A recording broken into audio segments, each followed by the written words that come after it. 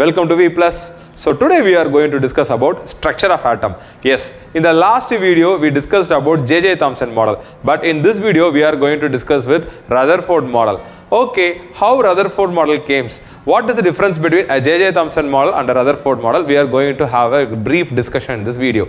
Okay, so before entering into this, we should know the experimental setup of Rutherford model. Rutherford did this experiment with his two associative, Geiger and Madsen. Okay, so let's see what the interesting setup in this model. First, they placed a gold foil.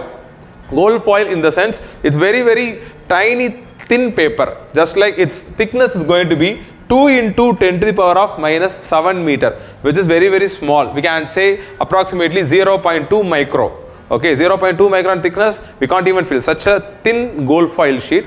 Then this entire setup is surrounded by a zinc sulfide screen. Why they use a zinc sulfide screen? There's a particular reason, I will explain you later. And they placed a lead block. This lead block holds a helium nucleus inside it. We all know that helium nucleus has the capability to give a alpha rays. What is alpha ray? Alpha ray has 2 protons and 2 neutrons. Basically, alpha rays are positively charged ray which will come out from the helium nucleus. Okay, why I have to place the helium nucleus inside the lead box? Because lead box has the capability to arrest the radiation in all the direction. Instead, if we are placing the helium nucleus inside a lead box and I am placing a small hole, then I can able to get a channelized radiation out of the lead box. So that's why we are using the lead blocks to channelize the entire alpha rays. Okay, so alpha rays are allowed to fall on a gold foil. Why we are using the zinc sulfide screen?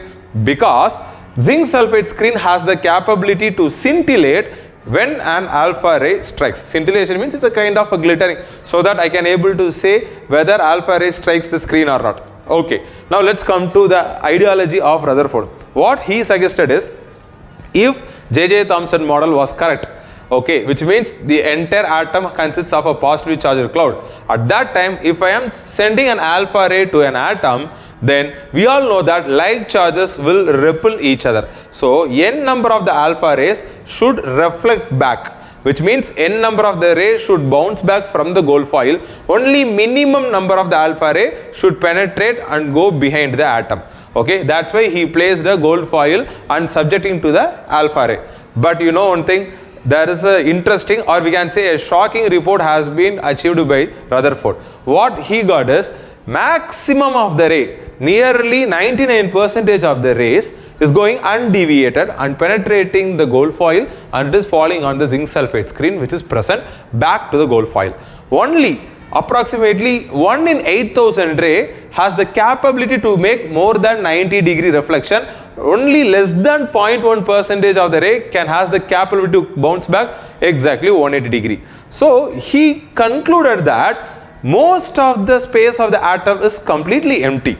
Okay, because that's the reason why many of the rays has just going undeviated. If suppose J.J. Thomson was correct, 99% of the rays should bounce back, but it's not happening here. Only 1% of the ray has the capability to bounce back. So he was very clear that 99% of the space of atom is completely empty, and he very particularly mentioned that the total positive charge of the atom is placed at the center of the atom called nucleus. So all the protons are enclosed by a small particle called nucleus, and it is placed at the center of atom, not like a J.J. Thomson model which was spread everywhere. So let's summarize some important points of this experiment.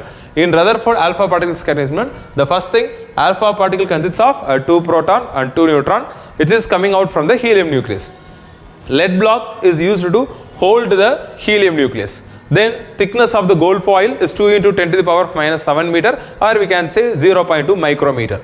Okay, then zinc sulfide screen is used for the scintillation purpose. After that, 1 in 8,000 rays are scattering more than 90 degree.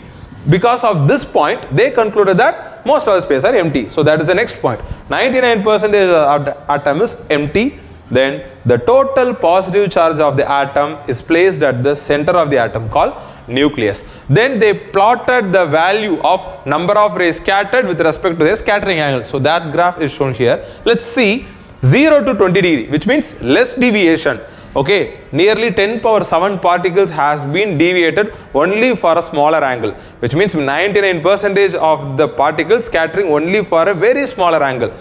Okay, now let's see the end point of the graph. Nearly 160 degree to 180 degree, we are getting 10 to 10 power 2 particles, which means only 10 rays, or we can say 100 rays are scattering more than 90 degree. So by this we can damn sure we can tell that 99% of the atom is completely empty, only center part of the atom holds the positive charge. So this is what Rutherford suggested. Okay, whether this is the end of the structure of atom? That's not, because after Rutherford, Bohr stated some points which has not addressed by the Rutherford. Let's discuss about the Bohr's model in the next video. Don't forget to subscribe our V Plus Academy channel. Thank you.